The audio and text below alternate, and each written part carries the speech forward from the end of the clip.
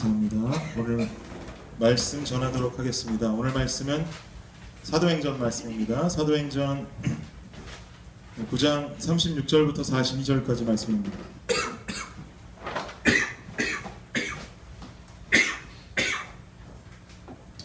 사도행전 9장 36절부터 42절까지 말씀입니다. 우리는 현대인의 성경 버전으로 보고 있는데요. 앞에 슬라이드를 보시면 현대인의 성경 버전을 보실 수 있습니다. 사도행전 9장 36절에서 42절 말씀입니다. 한 절씩 교독하죠. 한편 욥바에는 다비다, 그리스 말로는 도르가라는 여신도가 있었는데 그녀는 착한 일과 구제 사업을 많이 하고 있었다. 무렵 그 여자가 병들어 죽자 사람들이 시체를 씻어서 이에 안치하였다.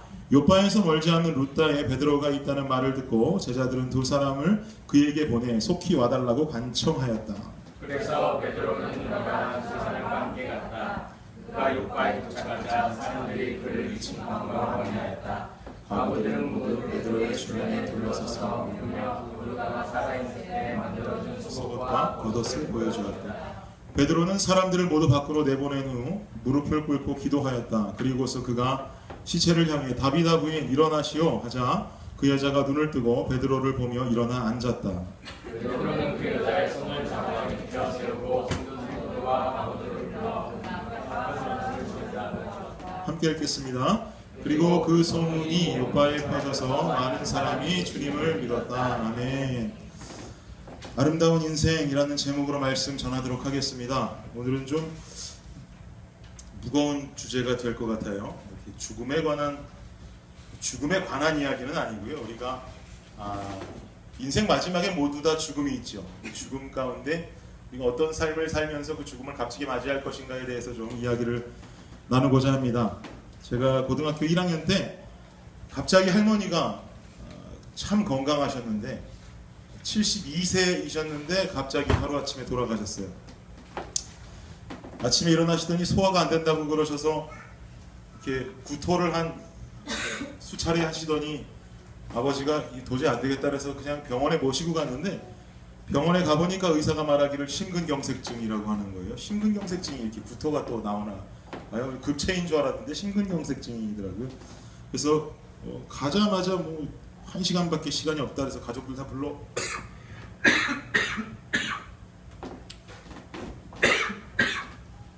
죄송합니다. 슬퍼서 눈물이 난 게 아니라 왜 그런지 모르겠는데 기침이 계속 나네요. 요즘 갑작스럽게 할머니가 1시간 만에 임종을 맞이하게 되셨어요. 그래서 그 임종을 손자된 저도 보지 못했고 저희 아버지만 보시게 됐습니다. 할머니는 제 어린 시절부터 우리 집에 함께 사셨어요. 제가 어린 시절에서부터 돌아가시기 전까지 계속 저희와 함께 사셨습니다. 때론 엄마 같기도 하고 또 때로는 막 응석 부리는 또 친구 같기도 하고 막 그렇게 지냈었습니다. 할머니 하면 굉장히 편한 상대였어요. 그런데 갑자기 어느 날 이렇게 심근경색증으로 천국에 가시면서 마음에 받았던 충격이 굉장히 컸습니다. 또 반면에 괜히 어린 마음이 좀 무섭기도 하더라고요. 할머니의 방 어딘지도 제가 알고 있고 그 방 안에 뭐가 있는지 다 알고 있는데 할머니의 방, 할머니의 물건들, 또 할머니의 옷, 유품들 이런 것들이 다 살아있는 할머니의 것이 더 이상 아니라 이제 돌아가신 할머니의 것이라고 생각하니까 할머니 방에 들어가는 것도 왠지 그때 조금 두렵더라고요. 어린 마음에 그랬겠죠. 할머니의 장례는 강동 성심병원 장례식장에서 치러졌는데 3일 동안 검정 양복을 입고 아버지가 상 주셨는데 이제 아버지 옆에 서서 전 손주로서 그 빈소를 지켰었습니다. 마지막 날 온 일가 친척들이 모여서 함께 예배를 드리고 이제 할머니를 보내드렸어요. 그런데 예배를 드리고 났는데 갑자기 염을 할 테니까 어디로 모이라고 그러더라고요. 그때 염이 뭔지 저는 몰랐습니다. 네. 보통 기독교 장례에서는 그 염을 안 한다고 그러는데 왜 우리 할머니는 권사님으로 돌아가셨는데 그때 염을 했는지 잘 모르겠어요. 친척들 중에 믿지 않는 분들이 좀 이렇게 건의를 하시는 건지 어쩐지 모르겠지만 여튼 할머니가 염을 했어요. 염한다 그래서 갔더니 이제 할머니가 차가운 할머니의 시신이 어떤 테이블 위에 올라와서 누워있고 왠지 무서웠습니다. 할머니의 시신을 닦아드리고 수의를 입혀드리는 절차가 염하는 거더라고요. 그래서 꾹 참으면서 돌아가신 할머니를 이렇게 바라보고 있었어요. 할머니의 시신을 보고 있었어요. 무섭지만 좀 참았습니다. 온 가족이 막 울기 시작하죠. 온 가족이 울다가 저도 눈물도 나고 무섭기도 하고 여러 가지 감정이 교차하는 가운데 이렇게 고민하는 마음으로 할머니를 바라보고 있는데 저 구석에서 갑자기 우리 고모부가 한 말씀 하셨어요. 뭐라고 하셨냐면 준이라, 울면서 준이라, 할머니 마지막 가시는 길에 이마 좀 쓰다듬어드려 그러는 거예요. 나 무서운데 내가 어렸을 때부터 같이 지낸 할머니 맞고 기분이 좀 다르더라고요. 어린 마음에서 무서운데 어떡하나 해서 고모부가 시켰으니까 안 할 수는 없고 그래서 이마를 그냥 이렇게 쓰다듬어 드렸어요. 또 갑자기 고모부가 또 울면서 준이랑 할머니 마지막 가시는 길에 뺨도 만져드려 그래서 또 어렵게 또 뺨도 만져드렸어요. 고모부가 그때 참 밉더라고요. 지금은 왜 그렇게도 무서워했는지 그 당시에 참 할머니께 죄송한 마음도 있습니다. 지금 이때 만약에 할머니가 돌아가셨다면 그 할머니의 모습 보고 무서운 생각보다는 할머니를 부둥켜 안고 많이 울었을 것만 같아요.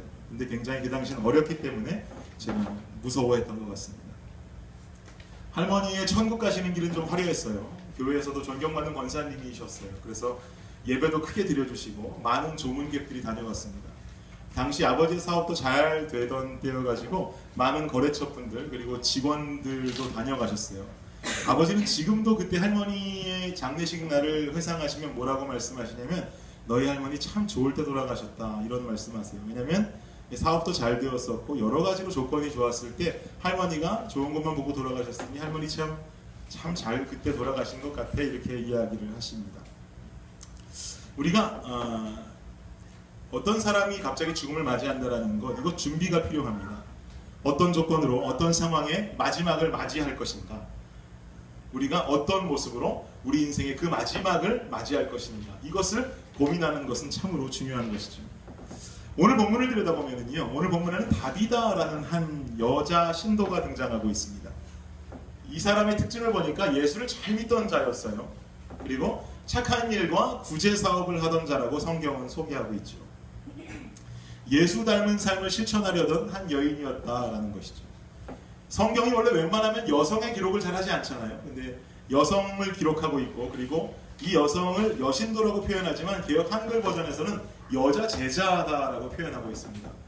여자에 대해서 잘 언급하지도 않은 성경에 기록하기를 여자 제자다, 여자 신도다라고 기억한다라는 것은 이 다비다라는 여성이 얼마나 그의 삶을 잘 살아왔는지 우리가 추측할 수가 있는 것이죠. 그런데 이렇게 귀한 여인이 하루아침에 갑자기 죽음을 당한 거예요. 그리고 가까운 곳에 루다라는 지역에 베드로가 와 있었는데 이 베드로가 죽은 다비다에게 와서 그 죽은 다비다 앞에서 무릎을 꿇고 기도하고 그 죽었던 다비다를 다시 살려냈더라 라는 이런 엄청난 내용이 바로 오늘 본문의 간단한 요약이다라고 우리는 볼 수가 있습니다. 우리는 어떤 인생을 살아야 될까요? 분명히 우리 삶에도 마지막이 있죠.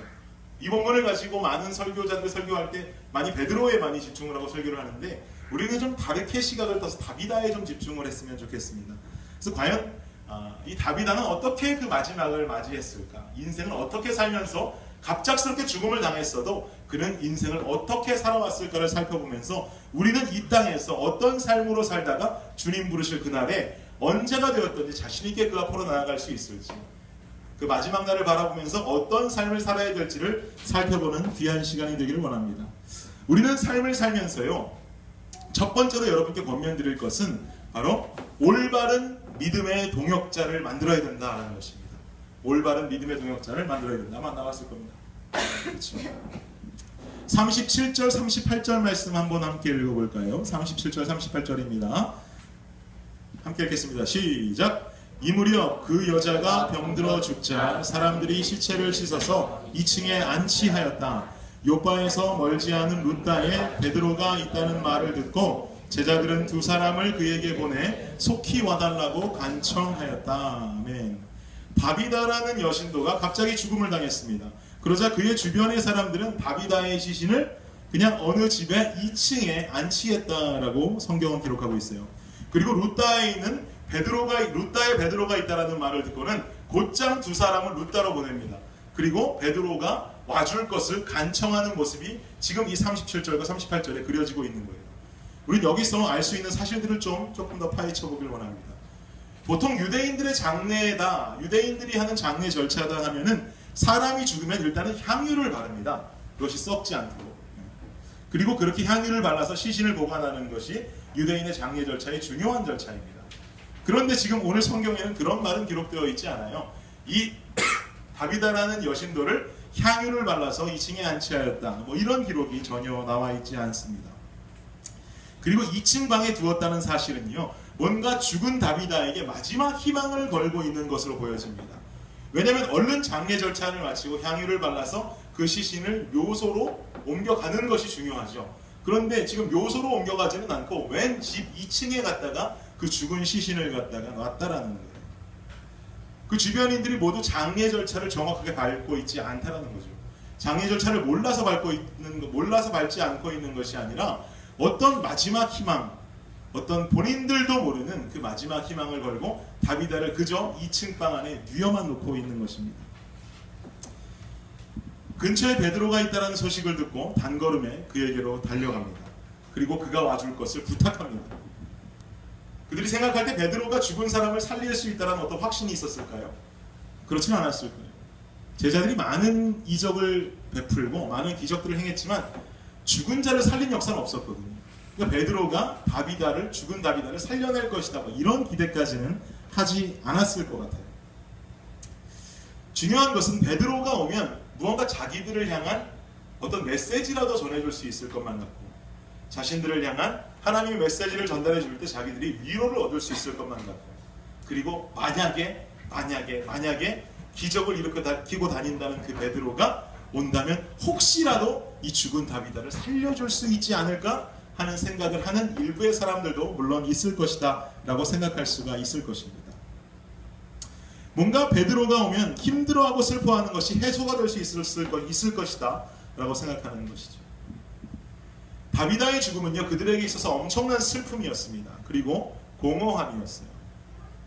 어떻게 이렇게 많은 이들이 한 여인의 죽음을 그토록 슬퍼하고 믿고 싶지 않아 할 수 있는 것인가? 도대체 이 여인은 어떻게 살아왔길래, 이 많은 주변인들에게 어떤 삶의 모습을 보였길래 죽었음에도 불구하고 그렇게 슬퍼하고 공허해하면서 마지막 아주 조금의 그 실오라기 같은 희망을 가지고 2층에 그 시신을 안치해두게 한 것일까요? 이 다비다가 그 여인들의 가족도 아니었습니다. 친척도 아니었어요. 그냥 지인이었을 뿐입니다. 그런데 도대체 무엇이 그 죽음을 잊지 못하게 만든 것일까요? 오늘 성경을 통해서 찾아볼 수 있는 건 그것은 바로 다비다가 가지고 있던 섬김의 자세였다라는 것입니다. 그녀는 성경이 기록하기를 착한 일과 구제 사업을 하던 자였다라고 성경은 기록합니다. 섬김을 받기보다 베풀던 자였다라는 것이죠. 이것이 다비다의 특성이었어요. 우리에게 주어진 그녀의 정보는 아주 간단합니다. 섬기던 자, 착한 일을 했던 자, 구제하던 자, 그리고 그녀의 죽음 뒤에 그녀를 잊지 못하는 그녀의 지인들이 존재했다는 사실, 바로 이것이 이 다비다를 향한 성경이 기록하고 있는 정보다라는 것이죠. 어떻게든 마지막까지 그녀를 살려보려면 혹시나 살지 않을까, 혹시나 하는 마음으로 희망을 가진 자들이 존재하고 있었다는 것이죠. 그녀의 죽음 뒤에 그녀를 향해서 쏟아지는 사랑과 아쉬움은 그녀의 생전에 있던 섬김이 엄청난 이유가 되고 있다라는 것을 우리는 눈치챌 수가 있는 것입니다. 그렇다면 우리는 어떤 삶을 살아야 될까요? 우리는 어떤 섬김의 자세로 삶을 살아가야 될까요?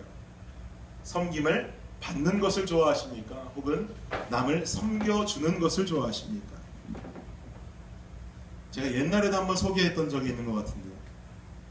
안수현이라는 청년이 있었습니다. 이 사람은 그 청년 바보 의사라는 유명한 책의 주인공이에요. 이 사람이 어느 날 갑자기 죽음을 맞이했어요. 죽음을 맞이했던 병명이 유행성 출혈열이었습니다. 우리 어렸을 때 잔디밭에 가서 막 앉지 마라, 이렇게 병균 있는 쥐들이 돌아다녀서 그 위에 앉으면 유행성 출혈열이 걸려서 잘못하면 너 죽을 수도 있다, 이런 어떤 겁줄 때 듣던 병명이잖아요, 그죠? 유행성 출혈열. 근데 실제로 이 사람은 그 병으로 죽은 거예요. 그런데 어디서 이 병이 걸렸느냐?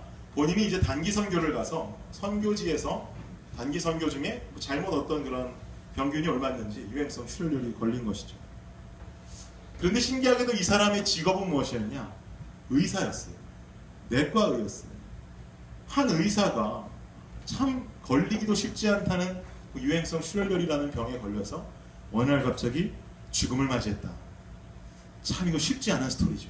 그것도 어디서 뭐 몹쓸 짓 하다가 뭐 술 먹고 어디 잔디밭에 대자로 누워 자다가 걸린 것도 아니고 단기 선교 가서 그것도 이제 선교 가서 했던 일은 의사였으니까 이제 그 의료 사역들을 했겠죠. 의료 사역들을 하는 가운데 이런 병이 걸린 거예요. 남의 병은 고쳐주면서도 자신의 병은 알지 못했던 의사였던 것이죠. 이 청년이 그 유행성 출혈로 죽은 그 죽음이 세상에서 굉장한 화제가 되었었습니다. 화제가 되었던 이유는 한 가지였어요. 무엇이었냐면 이 청년이 영락교회 출신인데 갑자기 죽음을 당하고 선교지에서 걸려온 병으로 죽음을 당하니까 이 청년이 장례식 마지막 날인가를 그 본인의 그 모교였던 영락교회에서 장례식 절차를 치렀다고 하더라고요. 그런데 세상 사람들이 깜짝 놀란 게 영락교회에서 이 안수연이라는 청년이 죽어서 장례 절차를 밟고 있다는 이야기를 듣고 몇 명의 조문객이 모였냐면 4,000명의 조문객이 모였습니다. 여러분 굉장한 숫자죠. 4,000명. 우리 할머니 영광스럽게 돌아가셨다 해도 4,000명 안 왔거든요. 어느 누가 죽었다고 그래도 4,000명이 모이는 것은 쉽지 않을 거예요. 영락교회 역사상 한경직 목사님 이후 최초라고 합니다. 한경직 목사님 이후에 최초로 4,000명이라는 사람이 모였어요. 궁금하기 시작한 거죠. 도대체 안수연이라는 작자가 어떤 사람이길래 이 청년이 과연 어떤 삶을 살았길래 4,000명이 왔느냐. 학교 친구 4,000명? 뭐 그냥 지인들이 친구가 많아 4,000명 이게 아니라 또 4,000명의 어떤 신분들을 살펴보니까 어느 사람은 안수연 청년이 일했던 병원 앞에서 구두 닦던 구두 닦기 아저씨요. 또 어떤 이는 그 병원에서 청소하던 아줌마요. 어떤 이는 이미 긴 시간 연락을 안 하고 지냈던 대학 시절의 안수연 청년의 후배예요. 참 오기 힘든 조문객들이 4,000명이나 모였다는 것이죠. 한 사람이 궁금증을 가지고 파헤치기 시작합니다. 과연 안수연이라는 사람이 어떤 사람인가? 그의 삶은 어땠길래 그랬을까? 이제 그 사람들 온 조문객들을 붙잡고 이야기를 듣기 시작해요. 그랬더니 그 병원 앞에 구두 닦는 아저씨가 이야기하기를 안수연이라는 청년은 우리 그 병원을 지나가는 사람 중에 나를 유일하게 한 인간으로 존중해 주던 사람이었습니다. 라고 기억한다는 거예요. 왜 그렇습니까? 그랬더니 그 안수연 청년은 매일같이 출근하면서 나를 매일 아침 만나는데 꼭 내 앞에 서서 90도로 내게 인사를 하고 들어갔던 청년이 바로 안수연 청년입니다. 라고 이야기하더라는 것이죠. 그리고 청소하는 아주머니도 마찬가지로 내게 항상 잘해주고 인사해주고 손길을 펼쳐주던 형제가 바로 안수연이다 라고 기억하는 거예요. 그리고 자기 집과는 완전히 반대 방향에 살던 친구들까지도 성경 공부 모임이 끝나고 나면 다 일일이 한 명씩 다 라이드를 해주고 본인은 그 먼 길을 돌아 오는 어떤 그런 헌신적인 자세, 그 섬김의 자세로 살았던 사람이 안수연 청년이었다라는 것이죠. 이렇게 많은 사람들이 안수연 형제와 친분을 맺게 되고요. 그리고 그를 존경하기 시작하면서 그의 죽음을 애도하기 시작합니다. 그리고 그를 찾아서 4,000명이라는 그의 은혜를 입은 조문객들이 모이기 시작한 것이죠. 이 안수연 청년이 온라인상에서 늘 사용하던 본인의 아이디가 있었는데 그것이 바로 스티그마라는 아이디를 사용했습니다. 스티그마는 여러분 잘 아시다시피 헬라어로 흔적이라는 뜻을 가지고 있죠. 사도 바울이 내 몸에 예수의 흔적을 지녔노라라고 했던 성경 구절에 그 흔적도 스티그마를 썼습니다. 이 안수연 청년은 본인의 헌신을 통해서 예수 그리스도의 흔적이 사람들에게 나타나기를 원했던 것이죠. 마태복음 20장 26절에서 28절 말씀이 이렇게 기록합니다. 뒤로 넘어가면 있을 겁니다. 그러나 너희는 그럴 수 없다. 너희 중에 누구든지 크게 되고 싶은 사람은 남을 섬기는 사람이 되어야 하고 으뜸이 되고 싶은 사람은 남의 종이 되어야 한다. 나는 섬김을 받으러 온 것이 아니라 섬기러 왔으며 많은 사람의 죄값을 치르기 위해 내 생명마저 주려고 왔다. 누가 하신 말씀이에요? 예수님 하신 말씀이죠. 예수님은 섬김을 받으러 온 왕이 아니었어요. 예수님은 되려 섬기로운 왕이었어요. 그래서 그의 삶 전체를 약한 자들을 만나고 불쌍한 자들을 섬기다가 마지막을 맞으셨습니다. 안수현 형제도 이런 예수님의 삶, 이런 예수님의 흔적이 자신을 통해서 보여지기 원하는 마음에 그렇게 살았고 온라인을 통해서 스티그마라는 아이디로 활동을 했던 것이죠. 우리 삶에 있어서 섬기고 사랑하는 것은 참 중요합니다. 서로의 이속을 차리고 계산 안에 들어와 있는 섬김이 아니라 조건 없이 무조건 사랑하신 예수님의 모습을 닮으려고 노력하는 것이죠. 다비다는 일생을 착한 일과 굳이 하는 일로 섬기던 사람입니다. 결국 그의 죽음은 큰 슬픔으로 다가왔고요. 그의 주변인들은 사람을 보내서 베드로를 초청했습니다. 그리고 결국엔 죽은 줄 알았던 다비다에게 새로운 생명이 부여되게 됩니다. 그런데 성경은 말씀하기를 이런 일을 행한 자들이 과부였다라고 기록하고 있습니다. 사회에선 소외되던 사람들, 힘든 삶을 살아가던 사람들, 이들을 사랑하고 섬긴 거예요. 그런데 다비다는요, 다른 어떤 부자들의 손길을 통해서 새 생명을 얻는 것이 아니라, 사회에서 존경받는 사람을 통해서 새 생명을 얻는 것이 아니라, 사회가 다 무시하고 버렸던 그 과부들을 통해서 바로 이 다비다는 다시 새로운 생명을 얻게 된 것입니다. 여러분, 우리 삶 가운데 주위를 둘러보십시오. 우리가 존경할 만한 인물이 과연 그렇게도 부자이고 그렇게도 명예로운 자들만 있다면 우리의 삶 가운데서 주위를 돌아보고 우리가 존경까지는 하지 않더라도 우리 삶 가운데 우리가 불쌍하게 여기는 그들에게 먼저 손을 내밀어 줄 수 있는 섬김의 자세로 삶을 살아야 된다는 것입니다. 홈리스들도 있겠죠. 어려운 자들도 있겠죠. 그들을 사랑으로 돌봐야 돼요. 관심을 가져야 돼요. 그게 바로 예수님이 원하는 삶의 모습이고 예수님이 사셨던 삶의 모습이다라는 것이죠. 청년부 안에서도 힘들어하고 어려움을 갖고 있는 친구들이 있죠. 그런 청년들이 있다면 돌아봐야 됩니다. 그것이 바로 제자의 참된 모습이다라는 것입니다. 두 번째로 우리가 삶을 살면서 우리의 삶 가운데 마지막까지 가면서 우리의 인생 가운데 중요하게 생각하며 살아야 되는 것은 무엇이냐? 두 번째는 바로 올바른 믿음의 산물을 남겨두라라는 것입니다. 39절 말씀 한번 함께 읽어볼까요? 읽겠습니다. 시작! 그래서 베드로는 일어나 두 사람과 함께 갔다. 그가 요빠에 도착하자 사람들이 그를 2층 방으로 안내하였다. 과부들은 모두 베드로의 주변에 둘러서서 울며 도르가가 살아있을 때 만들어둔 속옷과 겉옷을 보여주었다. 베드로가 요빠에 도착했습니다. 그러자 다비다의 슬픔을 애도하던 과부들이 베드로를 애워쌌어요. 그리고 펑펑 울기 시작합니다. 그리고 베드로에게 무언가를 내밀었는데 그것은 바로 속옷과 겉옷이었다라고 성경은 말해요. 그것은 이 다비다가 살아있을 때 이 불쌍한 사람들을 위해서 만들어준 구제품이었습니다. 이것은 믿음의 산물이죠. 평생을 예수의 제자로 살아오면서 다비다에게 남았던 예수의 향기입니다. 어떻게 혼자 된 사람들을 도왔고 그것이 그들에게 도움이 되었는지 알 수 있는 증거품이에요. 이 당시의 과부들이라 일컫는 것은요, 이 당시에는 굉장히 힘든 삶을 살았습니다. 본인들의 재정적인 능력도 떨어지고, 그래서 결국은 교회 안에서, 초대교회 안에서 그들을 섬겨주고 함께 안아주는 삶이 그들이 살아갈 수 있는 중요한 방법이었어요. 그런데 이 다비다라는 여성이 그들에게 속옷과 겉옷을 만들어주면서 그들의 삶을 도왔다라는 것이죠. 도대체 왜 이 여인들은 속옷과 겉옷을 들고 울고 있었을까요? 그것이 다비다가 어떻게 본인들에게 만들어준 것인지를 잘 알기 때문에 그렇습니다. 다비다가 부자여서 본인들을 도운 것도 아니고, 다비다가 여유가 되어서 도운 것도 아니고, 다비다가 그것을 너무 잘해서 도운 것도 아니고, 최선을 다했어요. 돈이 없을지라도, 섬길 만한 여력이 없을지라도 다비다는 최선을 다해서 그들을 섬겼고 그것 하나하나를 따서 속옷과 겉옷을 만들어서 줬던 거예요. 그런데 그 다비다가 죽은 거죠. 이 여인들이 그 속옷과 겉옷을 볼 때 얼마나 눈물이 났겠습니까? 펑펑 울면서 베드로에게 말하는 거예요. 이를 살려줄 수 있다면 살려달라는 뜻을 울면서 그 속옷과 겉옷을 바라보고 있는 거예요. 다비다와의 추억이 그 속옷과 겉옷에 있는 것이죠. 다비다의 손길이, 다비다의 향기가 바로 그 속옷과 겉옷에 묻어있는 것입니다. 이것이 바로 믿음의 산물이고 이것이 바로 예수의 향기다라는 거예요.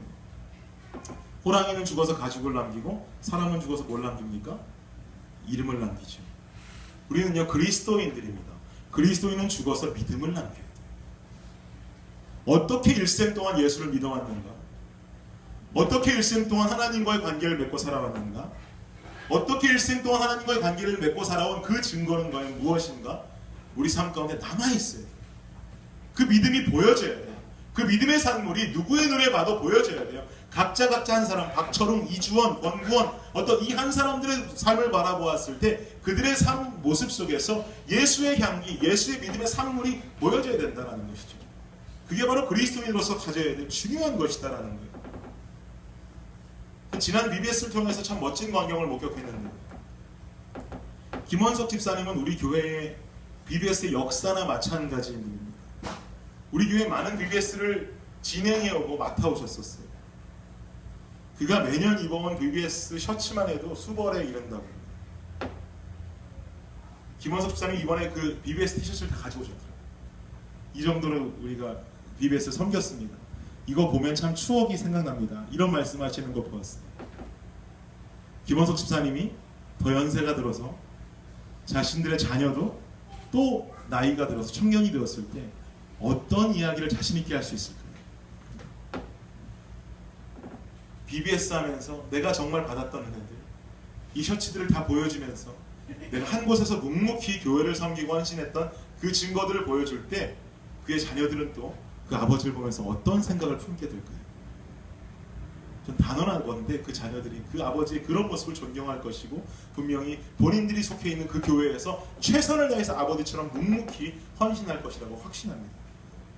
당연히 그 아버지의 이야기가 실로로 들릴 수밖에 없죠. 왜냐하면 그 아버지가 가지고 있는 그 여름 성경학교의 티셔츠들은 바로 믿음의 산물이고 믿음의 증거이기 때문에 그렇습니다. 제가 다니고 있는 학교에는요, 찰스 스펄전이라는 세계 최고의 부흥사를 기념하는 도서관이 있어요. 그곳에는 그가 보던 서적들, 설교집들을 보관하고 있는 큰 도서관입니다. 학교 메인 도서관이 있는데 메인 도서관은 굉장히 초라하고 그 옆에 훨씬 더 크게 지어놨어요. 그의 유명한 설교문들, 그리고 그의 서적들, 그의 믿음의 삶을 대변하고 있는 것이죠. 그의 죽음 이후에 한 침례교 신학교에서 그를 기념하기 위해서 메인 도서관보다 더 크게 그를 기념하는 도서관을 전놨다는 것은 그게 큰 증거가 되고 있는 것입니다. 그것이 바로 스펄전 목사 평생에 하나님과 걸어온 발자취가 보여지는 것이죠. 얼마나 하나님과의 동행이 깊었는지, 얼마나 하나님을 전하고 살아왔는지 그 설교문들과 그의 서적을 통해서 우리는 알 수가 있는 것입니다. 청년 여러분께 묻겠습니다.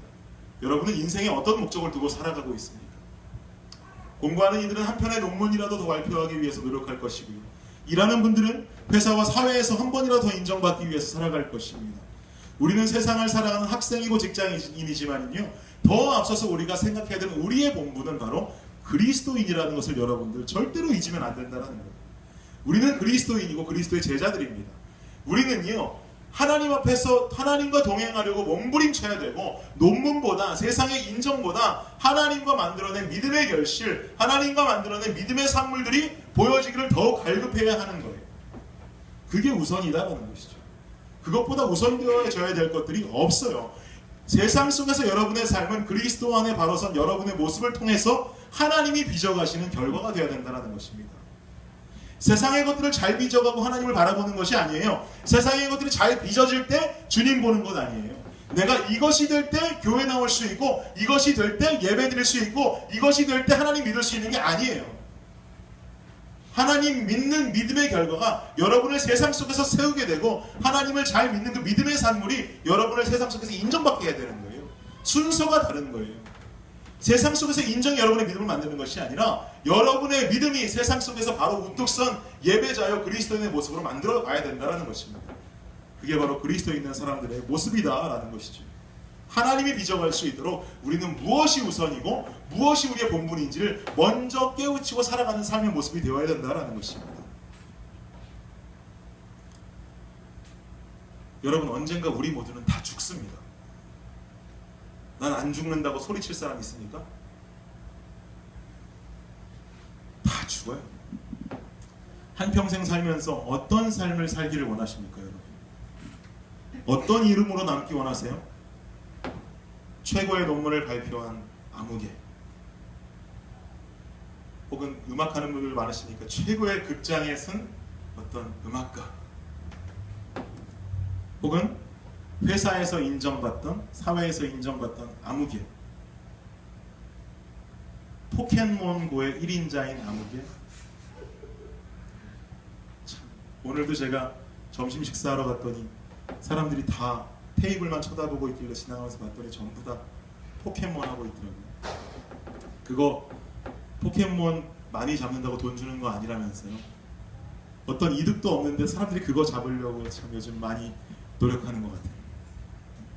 왜 사람들은 도대체 포켓몬고의 1인자가 되고 싶은 걸까요? 가장 위대한 포켓몬 잡으려면 에베레스트 산 올라가야 된다면서요? 거기 있다면서요? 한국 사람들은 모두 속초로 모여가고 있고, 속초 가는 버스는 모조리 다 매진되고 있고, 우린 여러분 이런 세상 가운데 살고 있어요. 무엇이 되기 원하는가? 되려 논문 잘 쓰고 사회에서 잘 살기 원하는 건 참 더 존경받을 일일지도 몰라요. 과연 무엇에 빠져 살고 있냐는 말이죠. 우리 모두는 하나님의 자녀들입니다. 그리스도인이에요. 많은 사람들에게 섬김과 헌신으로 하나님의 사랑을 전하고 그의 삶은 예수의 향기를 전하던 자 아무개, 그의 삶은 예수를 닮았던 자 아무개라고 남는 것이 우리 삶의 첫 번째 목적이 되어야 되지 않을까요? 주위를 둘러보십시오. 도움이 필요한 곳이 천지고요. 우리 청년부 안에도 아픔을 나누기 원하는 지체들이 많이 있습니다. 또한 기쁨도 함께 나누고 싶어하는 청년들이 많이 있습니다. 요즘 안 보이는 청년들이 보이면 임원들과 사역자만 연락할 것이 아니라 뭐 페이스북이라도 가서 글이라도 남기세요. 그리고 힘들어 저한테 왜 기침하냐고도 물어봐 주시고요. 힘들어 보이는 지체들이 보이면 도대체 어디 힘드냐고, 요즘 많이 힘드냐고, 나랑 이야기하자. 내가 힘든 건 내게 좀 이야기 나눠주면 내가 함께 아파하고 함께 기도해 주고 싶다고 나눌 수 있는 좀 공동체가 되었으면 좋겠습니다. 그리고 묻고 기도만 해주시지 말고 좀 여력이 되시면 불러다 밥도 좀 사주시고 함께 밥도 좀 대접해주면서 격려해 주세요. 우리 밥 먹고 힘내자. 그간 힘들어, 네 이야기 들어보니까 참 힘들었겠다. 만나서 괜히 그 이야기 다 듣고 야, 그게 힘들어. 너 내 얘기 해줄게. 이런 거 하지 마시고 듣고 참 힘들었겠다. 밥 먹고 힘내자. 내가 너 기도해줄게. 함께 네 삶 나눠줄게. 어떤 그런 격려가 있는 사랑이 있는 공동체가 됐으면 좋겠어요. 한평생을 예수의 모습을 닮아서 향기를 전하는 청년들이 되기를 원합니다. 여러분의 장례식 언제 찾아올지 모릅니다. 여러분의 장례식 많은 이들이 슬퍼하고 울어주는 많은 그리스도인들, 많은 세상의 사람들이 참 이 청년, 청년이라고 하면 좀 너무 슬퍼지네요. 참 이 장로님, 이 권사님 너무나도 이 세상에서 빛과 소금된 존재였다고 인정받을 수 있는 저와 또 여러분이 되시기를 주님의 이름으로 간절히 축복합니다. 기도하시겠습니다.